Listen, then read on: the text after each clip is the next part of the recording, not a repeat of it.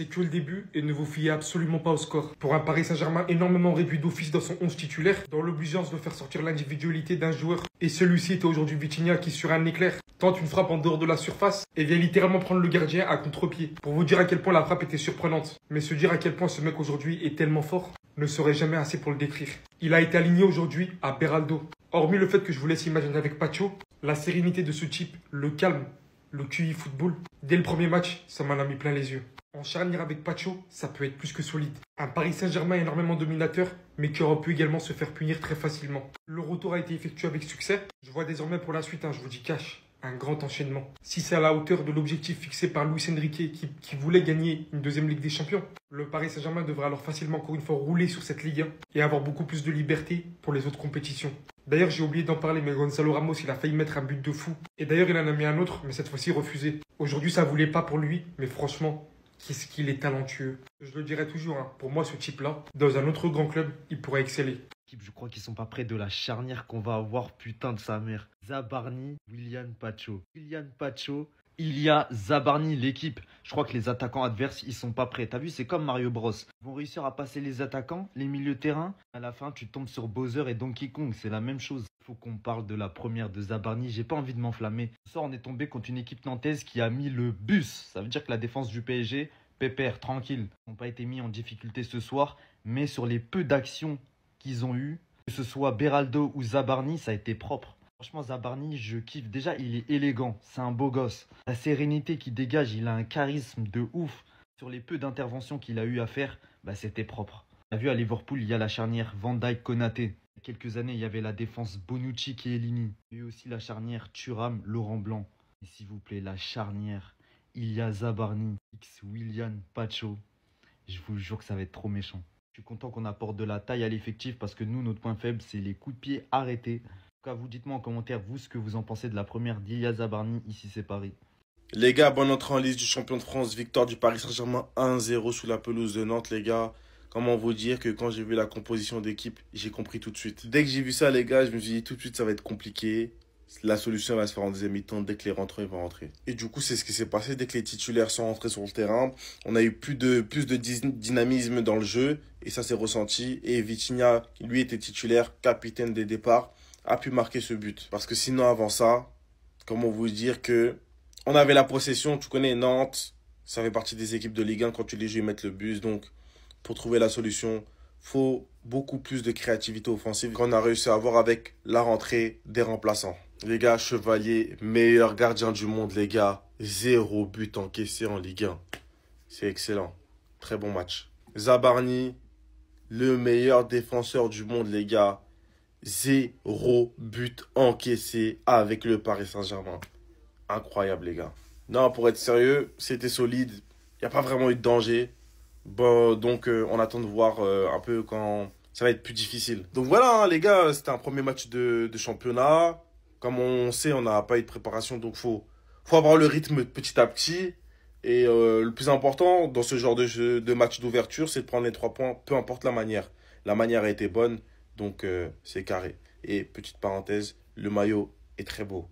Je crois que j'ai déjà vu cette action quelque part. On y a tous pensé, je le sais. Nous, la rentrée des classes, on la rate pas, puisque c'est nous le prof. Avec un 11 largement modifié, les de Lucas, Kangin Libre, Mbaye, Warren Zaïre-Emery, latéral droit, Zabareni, première titularisation, aussi à Beraldo. Mais malheureusement, le 402 qui traverse Évry et Corbeil, j'ai l'impression qu'il était aussi dans la défense de Nantes. Devoir de mémoire, on est champion d'Europe, j'espère que vous n'avez pas oublié l'ensemble. Qu'il n'y en a pas un qui vienne me dire j'ai pas la vision. Pour sa première, je sais pas vous l'avez trouvé comment, personnellement j'ai trouvé très correct. Très correct, très sûr de lui. Plein de confiance. 1m90, 80 kg. Qui va le bouger? Attendez de le voir associé à Pacho. Même si aujourd'hui, si je dois parler de Beraldo, c'était parfait. Dès le début du match, vous connaissez les frères, ça nous a pompé un petit peu. Ça nous a offert une Ligue des Champions en chocolat. Puis vient cette 60e minute. Nuno, Doué, Achraf, Ousmane sont demandés. Et c'est là, tout a changé. Mbélé, il a accéléré tout. 2 minutes plus tard, Vitinha qui tire, c'est contre le meilleur milieu de terrain du monde, j'espère que je vous apprends rien. Pour enfin ouvrir le score, parce qu'avec le bus et les 15 joueurs derrière, c'était compliqué. L'entrée de Doué, magnifique mon frère, c'était Neymar Junior 2011 avec Santos et le bandage sur le nez. La déviation pour Ramos, malheureusement il est hors jeu. La théorie du super sub continue. Classement qui sert à rien, mais on est déjà dans le top 3. Branché sur le match Paris-Nantes. Et si sur l'action de Gonzalo Ramos, vous n'avez pas eu les flashbacks de Pedro Miguel Paoletta. Surtout si vous êtes supporter du Paris Saint-Germain, supportez le Paris FC. C'est pas possible. Parce que là, quand Gonzalo Ramos s'est excentré comme ça, il a commencé à armer, j'ai dit « Oh, Gonzalo Ramos portugais, Pedro Miguel Paoletta portugais. Les deux en Ligue 1, les deux sous le maillot du Paris Saint-Germain. Non, ils vont pas la refaire. » Eh ben non. Malheureusement, la tentative de Gonzalo Ramos, elle a échoué sur la barre. Mais je vous jure, quand j'ai vu cette action, j'ai eu des frissons, des souvenirs, des flashbacks qui sont revenus à mon esprit. J'ai dit non. En vrai, je suis un ancien sport, je me rappelle de cette action. Mais normalement, si vous êtes un fan invétéré de foot, même si vous êtes né en 2015, vous connaissez cette action de légende que Paoletta a marquée pendant le classique. Au final, il y a eu la barre transversale, pas le même destin, mais vous savez très bien la même connexion Portugal-Paris Saint-Germain. En tout cas, l'action, elle m'a vraiment fait plaisir. Dommage qu'elle ne soit pas allée au bout. Imagine que tu es le FC Nantes. Tu es en train de tenir 0-0 contre le Paris Saint-Germain à l'heure de jeu.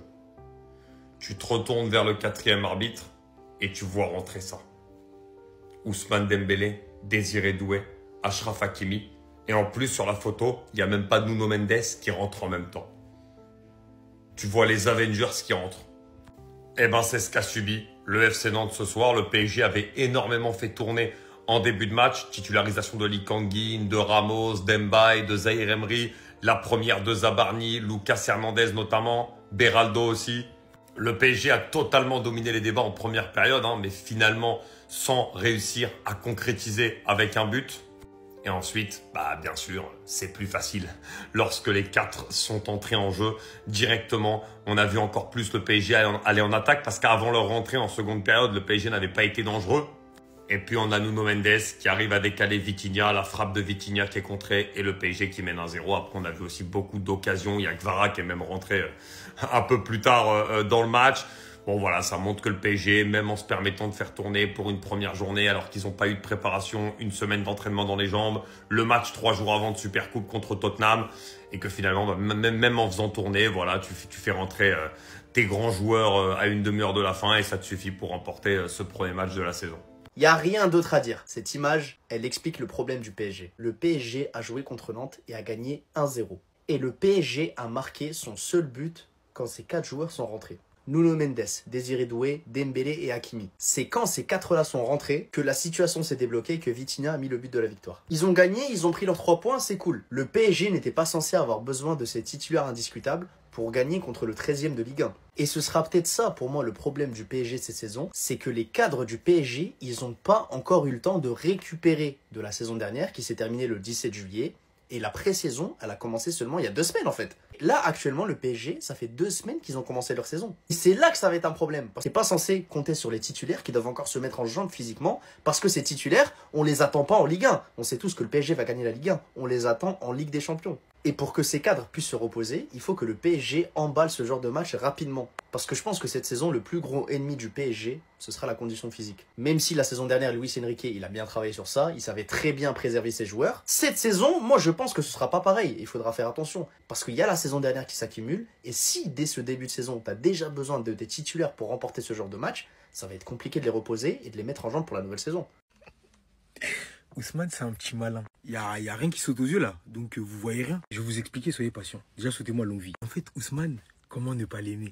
On sait qu'il est actif sur les réseaux sociaux, il poste quand le Paris Saint-Germain gagne, il met des petites photos, il met du Lamano, il met des sons bien. Bon, pour ceux qui suivent Dembélé, ils savent. Aujourd'hui, il a décidé de mettre cœur de pirate comme des enfants. On pourrait penser que Ousmane Dembélé s'est trompé, parce que ça lui est déjà arrivé de supprimer des publications parce qu'il s'était trompé de son ou il voulait mettre autre chose. J'aurais pu sortir le même d'Abidal pour rigoler, mais non, il s'est pas trompé, il sait ce qu'il fait. Bro, essaye de récupérer un maximum de votes pour le Ballon d'Or. Il essaie de se mettre toute la France de la poche. Comme ça, plus personne ne lui trouve des excuses. Je me sens pas représenté par Dembélé. Cœur de pirate, comme des enfants. Finalement, comme ça, personne pourra lui reprocher de représenter que les mecs du Tchex.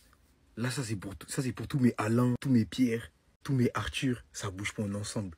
Maintenant, Dembélé, c'est très très fort. En fait, quand j'ai vu le son, j'ai rigolé instinctivement parce que je sais dans quelle énergie il était quand il a posté. Et Dembélé, franchement, c'est tellement le joueur. C'est tellement le joueur du peuple. S'il vous plaît, le 22, lui faites pas un coup. Par pitié. Restez sobre, abonnez-vous les gars, ça attrape. Avant de parler du match, les gars, j'aimerais d'abord parler de ce maillot. Oh my God. Oh my days. J'ai attendu. Dans la vie, il faut attendre sur certains joueurs, de voir le maillot sur certains joueurs pour être sûr. Moi, j'attendais de le voir sur Barcola. Voilà. Les maillots de foot du PSG, j'attends de les voir sur Barcola avant de me positionner. Les gens, ils ont d'abord crié au scandale. Oh, le maillot, il est pété. Waouh, vous êtes de ouf. Barcola, il a mis, je vais acheter. En fait, quand tu vois les maillots comme ça et tout, on n'a pas la vision directement. Ils ont aussi fait la pub. J'avais pas la vision aussi. Avec Pedro Miguel Pauleta, dans la cage, tout ça. Faut se rappeler aussi de tout ça, Total 90. Voilà, il y a une histoire. Mais voir le maillot comme ça sur les joueurs, c'est une dinguerie. En plus, j'ai un gava là, sur mon autre compte, qui travaille à la boutique du PSG. Donc, je vais aller le contacter et je vais aller me procurer 2-3 maillots. Parce que surtout, maintenant, cette année, la spécialité, c'est que je vais pouvoir mettre le patch champion 2020-2025, ce qui est intéressant. Mais je vais aussi pouvoir mettre le patch Ligue des Champions. Ah oui, désolé, moi je suis un gros Yankee. Les maillots du PSG, c'est à la boutique du PSG. Et rien d'autre. Mais le maillot, pour moi, c'est un banger. Après ce match, les gars, il y a deux choses dont on est sûr. C'est que déjà, le maillot, il a un flow de salopard, les gars. On avait vu les premières photos, on était un petit peu mitigés. Au final, le flow est validé. Et la deuxième chose dont on est sûr, c'est que cette saison, il y a un nouveau projet. Là, c'était la compo avant le match. On voit du Ibrahim Baye, on voit du Beraldo. Comme je vous l'ai dit dans cette vidéo, les gars, le projet cette année, c'est de jouer avec 4 offensifs, les gars. Changement de Luis Enrique, ils ont montré la tendance. Vara à gauche, Dembélé dans l'axe, Barcola à droite et surtout Désiré Doué dans le milieu de terrain, les gars. Forcément, les gars, le mercato, il va bouger. On peut pas rester comme ça, les gars. C'est trop tôt déjà, les gars, pour faire du cas par cas individuellement. Même si j'ai bien aimé Mbaye qui a été remuant, j'ai bien aimé Zaïre Emery, Barcola aussi qui a tenté la profondeur. Et pendant le match, moi, personnellement, j'ai remarqué qu'encore une fois, il manquait d'appel dans l'axe du terrain. Tranquille, les gars, on est en reprise. Aussi Pedro Miguel Ramos qui a failli marquer le même but que son tonton Pedro Miguel Pauleta. Aussi marqué sur une position de hors-jeu. Je pense que c'est une bonne reprise. Deuxième match de préparation, je répète encore. Le FC Patience a encore de beaux jours devant lui, les gars. On patiente, tout simplement. Restez jusqu'à la fin de la vidéo. Emoji brava, on est ensemble la famille. Non, c'est pas marrant. Non, c'est pas marrant en fait, j'ai pas envie de rire. Ce genre de changement devrait être interdit dans le football. Comment ça? En fait, comment ça tu peux te permettre de laisser Hakimi, Dembélé, Doué, Nuno Mendes? Mais forcément en fait. 0-0 jusqu'à leur entrée, mais c'est la réalité. Ils se sont mis en mode concentré. Voilà. Ils étaient détente, ils se sont mis concentrés et forcément les Canaries se sont affolés. Les Canaries se sont affolés. C'est comme si tu faisais rentrer en fait 4 lions dans une cage de Canaries. Franchement, big up à Nantes pour avoir accueilli les champions d'Europe. Ça, c'est un geste très classe avec un petit cadeau. Et notamment aussi grâce aux supporters parce que la Beaujoire, elle était en feu comme d'habitude. Petit, hein, Algérien, 22 ans, Benatab, vous me le surveillez. Qu'est-ce qu'il a fait à Lucas Hernandez? En fait, qu'est-ce qu'il n'a pas fait à Lucas Hernandez? Il l'a fait regarder à Marseille, à Paris, à Lille. Des vertes et des pas mûres, en fait. Il a tellement souffert. Bref, le PSG s'impose grâce à Vitinha, un tir contré, mais on a senti qu'il montait en puissance dès que les 4 fantastiques ont fait leur entrée. Et évidemment, avec tout le calendrier aussi chargé, c'était obligé qu'on n'allait pas avoir un grand PSG. Un petit mot d'ailleurs sur, pour l'instant, pas grand-chose à dire. Malheureusement, le FC Nantes n'a pas été assez prompt offensivement, surtout dans l'axe, pour le mettre vraiment en difficulté. On verra par la suite. Mais bon, le Paris Saint-Germain commence par une victoire et c'est l'essentiel. Bon, comme je le disais cette semaine, il va rien falloir attendre du Paris Saint-Germain, en tout cas jusqu'à la fin du mois d'août, puisque les premiers matchs de la saison en Ligue 1 vont servir un minima de préparation pour le reste de la saison. Et ce soir, on l'a bien vu face au FC Nantes, victoire 1-0 du Paris Saint-Germain sur une frappe contrée de Vitinha à l'heure de jeu. Eh bien, le Paris Saint-Germain n'avait tout simplement pas les jambes pour pouvoir accélérer contre cette équipe du FC Nantes. Et ça, évidemment, Nantes l'avait anticipé, bloc très bas des Nantais, avec très peu d'espace laissé dans leur dos par les joueurs canaries. En première mi-temps, le Paris Saint-Germain s'en remettait à Mbaye et à Bradley Barcola pour tenter d'accélérer. Très peu aidé par Lucas Hernandez et Warren Zaïre-Emery qui jouaient latéraux ce soir. Les deux ailiers du Paris Saint-Germain se sont retrouvés constamment en 1 contre 2 ou contre 3 à devoir faire la différence tout seul. Lorsque le ballon était dans les pieds de Vitinha ou de Lee Kang-in placé au milieu de terrain, enfin le Paris Saint-Germain pouvait se créer des situations dangereuses et des décalages intéressants. Lee Kang-in, encore lui, qui termine le match comme étant le joueur qui a créé le plus d'occasions, qui a donné le plus de balles de but à ses partenaires. Encore une fois, je ne comprends toujours pas pas la hate contre ce joueur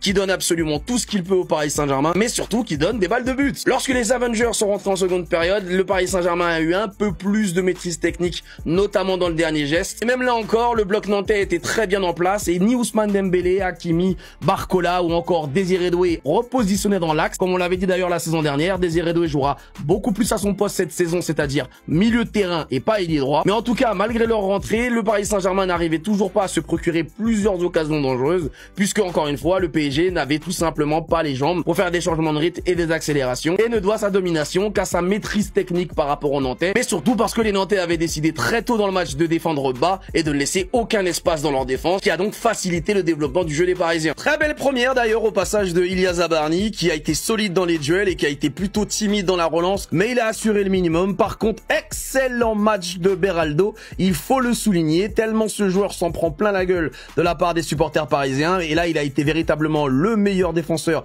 du PSG ce soir. Il a tout simplement remporté tous ses duels, et dans les relances il a parfois même été meilleur que ses milieux de terrain. Encore une fois, ce joueur a de l'or dans les pieds, et quand il tient les duels et les attaquants comme il l'a fait ce soir, eh ben c'est un excellent joueur et un excellent atout pour le Paris Saint-Germain. Et que dire également de Lucas Chevalier, qui a parfaitement aéré la défense du Paris Saint-Germain en jouant très vite sur ses latéraux ou sur ses milieux de terrain, et en trouvant parfois ses attaquants par des longues passes de 60 mètres extrêmement bien précises. Il a fait voir son jeu au pied ce soir et a montré pourquoi le Paris Saint-Germain pourra compter sur lui dans la saison. Bref, on a vu la surprise que Valdemar Kita a réservée aux Parisiens, c'est-à-dire une déclaration complètement grotesque où il a félicité les Brésiliens de bien s'être acclimatés à la France, mais surtout d'être des bons chrétiens.